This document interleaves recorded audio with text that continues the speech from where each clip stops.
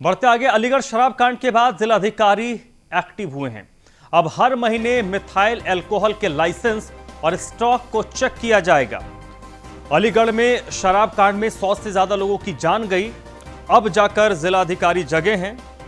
जिला प्रशासन ने शराब माफियाओं की संपत्ति की भी जांच की है।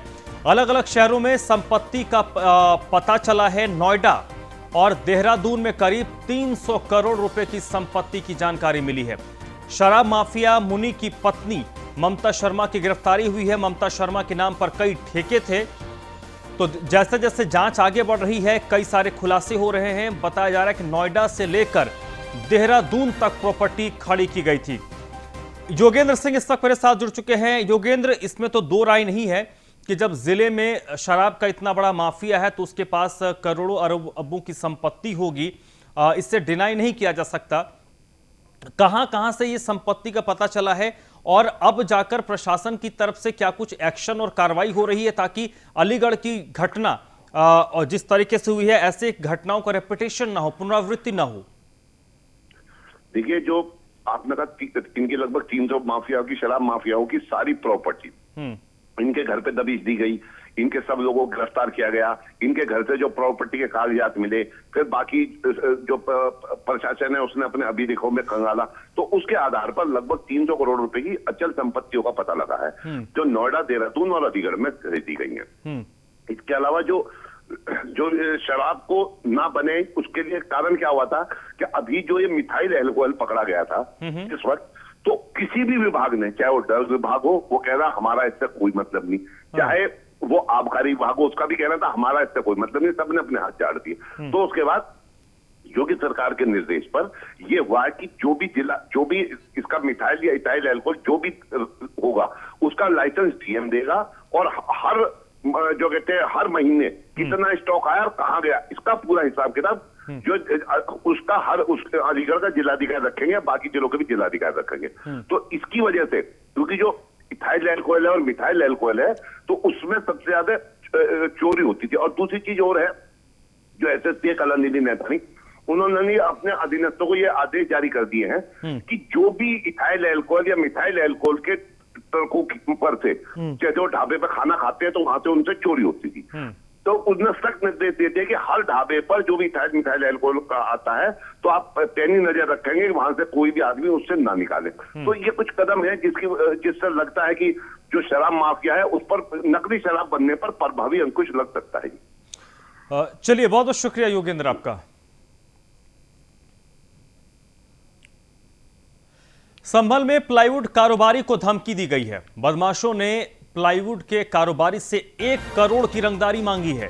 तो बड़ी खबर संभल से, जहां पर एक प्लाईवुड के कारोबारी को बाकायदा एक चिट्ठी भेजी गई है और चिट्ठी भेजकर 1 करोड़ रुपए की रंगदारी मांगी गई है। इसके साथ साथ चिट्ठी में इस चीज का जिक्र किया गया है कि अगर व्यवसायी ने पैसे नहीं दिए तो उसे इसका अंजाम भुगतना पड़ेगा। फिलहाल जो कारोबारी का परिवार है वो दहशत में है। पुलिस में रिपोर्ट दी गई है और पुलिस ने अज्ञात बदमाशों के खिलाफ मामला दर्ज किया है। हालांकि कारोबारी के एक पड़ोसी को पुलिस ने हिरासत में लिया है और उससे पूछताछ की जा रही है। शक के आधार पर जो कारोबारी है उसके पड़ोसी को पुलिस ने हिरासत में लेकर उससे पूछताछ की है, कर रही है। जबकि कुछ और लोग हैं जिनके अज्ञात लोगों के खिलाफ मामला दर्ज किया गया है। 1 करोड़ की फिरौती मांगी गई है, चिट्ठी लिखा गया है और चिट्ठी में फिरौती का जिक्र है और ये लिखा गया है कि अगर फिरौती नहीं दी जाती, पैसे नहीं दिए जाते हैं तो उनका परिवार अंजाम भुगतने को तैयार रहे। तो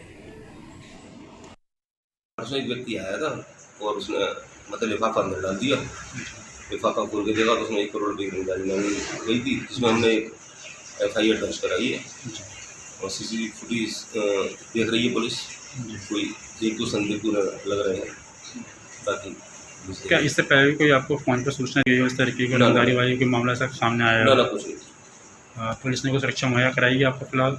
हाँ, रात पुलिस की थी हमारे पास, घर पर हमारे। पुलिस ने केस दर्ज कर लिया है? हाँ, केस दर्ज कर।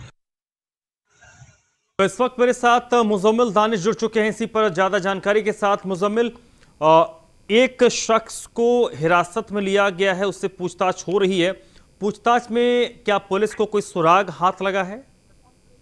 मैं आपको बता दूं कि जिस तरह से ये 1 करोड़ की रंगदारी का मामला सामने आया है और जो कि प्लाईवुड व्यापारी है उसकी शिकायत पर मुकदमा दर्ज भी किया गया। बताते हैं कि 2 बाइक सवार आए थे और एक पैकेट उनके दरवाजे पे डाल गए थे। जिस तरह से पैकेट खोला तो उसपे लिखा था कि 1 करोड़ की रंगदारी से वरना अंजाम बुरा होगा।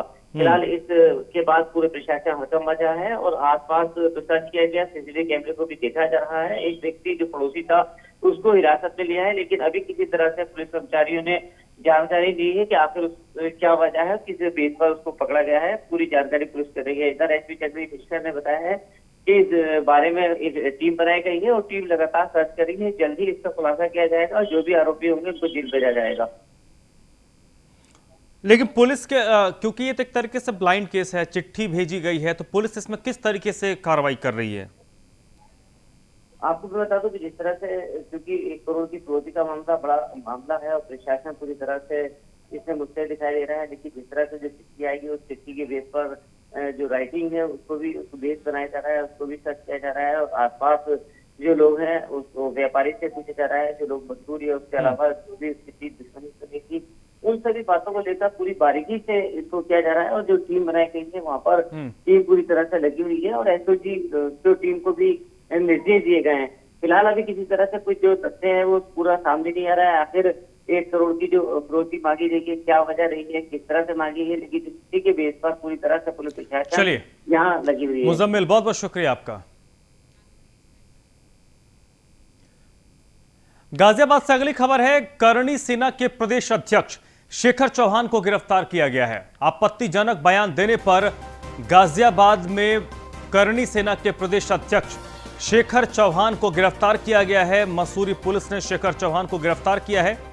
डासना देवी मंदिर के मामले में शेखर चौहान ने आपत्तिजनक बयान दिया था। आपत्तिजनक बयान का वीडियो वायरल हो रहा था और इस मामले में एक कंप्लेंट दर्ज की गई थी, जिसके बाद गाजियाबाद जिले के मसूरी कोतवाली पुलिस ने शेखर चौहान को गिरफ्तार किया है। शेखर चौहान करणी सेना उत्तर प्रदेश का प्रदेश अध्यक्ष है, जिसकी गिरफ्तारी हुई है।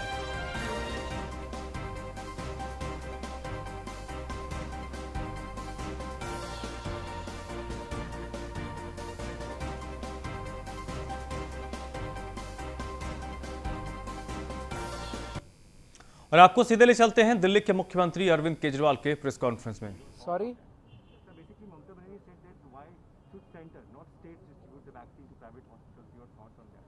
why should center not distribute to the states? Center, not states, distributing the vaccines to private hospitals. Centre ही तो डिस्ट्रीब्यूट कर रहा है। That was वो कह रही थी states क्यों नहीं कर रहे, सेंटर क्यों कर रहा है? मेरा मोटे तौर पे मेरा अपना ये मानना है कि इस वक्त वैक्सीन की बहुत ज़्यादा परेशानी है। वैक्सीन की अवेलेबिलिटी की सबसे बड़ी समस्या है और ये अच्छी चीज़ है। सेंटर ने कहा है कि 21 जून के बाद पूरे देश के अंदर वैक्सीन फ्री में सेंट्रल गवर्नमेंट सप्लाई करेगी। हालांकि उन्होंने ये जो किया ये सुप्रीम कोर्ट के आदेश के बाद और सुप्रीम कोर्ट के दबाव में केंद्र सरकार ने निर्णय लिया, लेकिन देर आए दुरुस्त आए।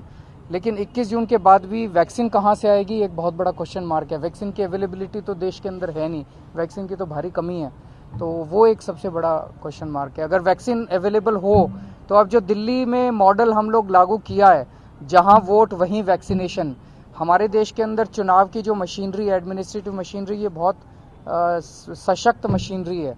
अगर देश के अंदर इसी को मॉडल को पूरे देश में अप्लाई किया जाए, मैं समझता हूं कि 2 से 3 महीने के अंदर पूरे देश को वैक्सीनेट किया जा सकता है, अगर वैक्सीनेशन की सफिशिएंट क्वांटिटीज हो तो। सर एक और सवाल है कि क्या सर सेंटर जो है वो आप लोगों को वेलफेयर का जो काम है उसको करने में उनकी तरफ से अड़चन आ रही है? सेंटर से तो कई अड़चने आ रही हैं आप लोग देख ही रहे हैं, रोज ही देखते हैं।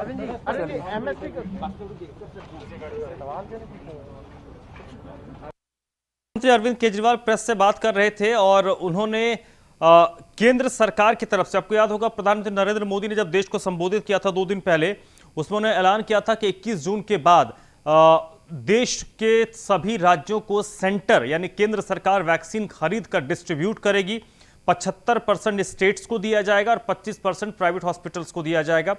इस पर अरविंद केजरीवाल ने कहा है कि देर आए दुरुस्त आए, लेकिन सबसे बड़ा सवाल यही है, क्वेश्चन मार्क इस बात को लेकर है कि इतनी बड़ी संख्या में, इतने बड़े पैमाने पर वैक्सीन आएगा कहां, क्योंकि देश में जो 2 कंपनियां वैक्सीन बनाती हैं उनकी क्षमता लिमिटेड है और उन दोनों की क्षमता के आधार पर आप पूरे देश को कम से कम वक्त में वैक्सीनेट नहीं कर सकते। तो वैक्सीन आएगा कहां से, उस पर जरूर केजरीवाल ने सवाल खड़े किए हैं। बढ़ते आगे, गाजियाबाद में किसान की गोली मारकर हत्या कर दी गई है।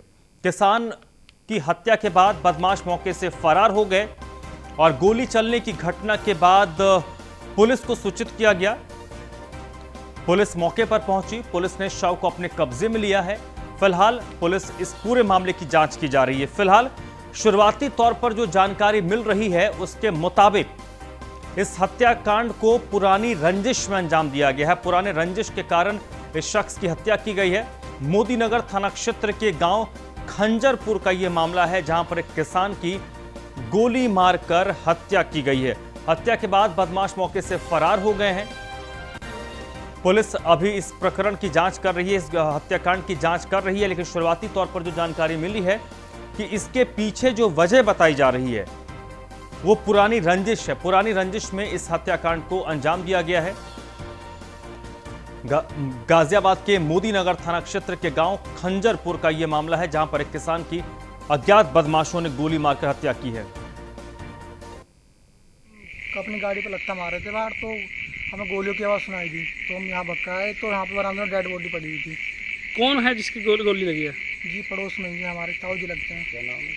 जी टीटू बोलते हैं ना, वैसे नाम उमेश है। कितनी गोलियां की आवाज़ सुनी आपने? जी 6-7 गोली की आवाज़ सुनी। पुलिस मौके पर पहुंची थी? हाँ जी। क्या हुआ फिर उसके बाद? इंक्वायरी की और फिर वो अभी हैं कुछ चले गए। ग्राम खंजरपुर, थाना मोदीनगर के उमेर नामक व्यक्ति की गोली मारकर हत्या कर दी गई है।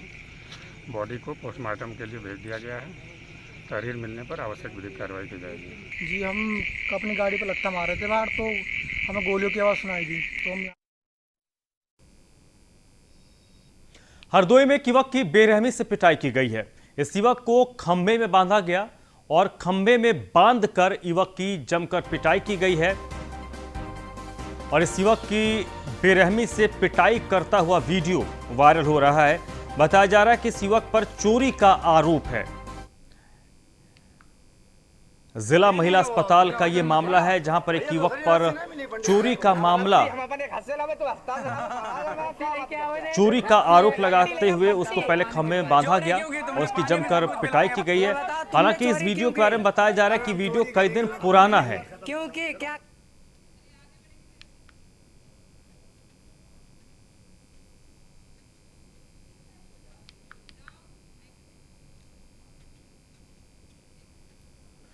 समाजवादी पार्टी के अध्यक्ष अखिलेश यादव ने बीजेपी पर तंज कसा है। यूपी का ठहरा रथ भला कैसे हो गतिमान। अखिलेश यादव ने भारतीय जनता पार्टी पर तंज कसते हुए कहा है कि ठहरा रथ भला कैसे हो गतिमान। पहिया धंसा है यूपी में, पर दिल्ली के हाथ लगाम। तो उत्तर प्रदेश में जो स्थिति है उसको लेकर तंज कसा है समाजवादी पार्टी के राष्ट्रीय अध्यक्ष अखिलेश यादव ने। शेरो शायरी के जरिए अखिलेश यादव ने बीजेपी पर तंज कसा है। ठहरा रथ भला कैसे हो गतिमान, पहिया धंसा है यूपी में, पर दिल्ली के हाथ में लगाम।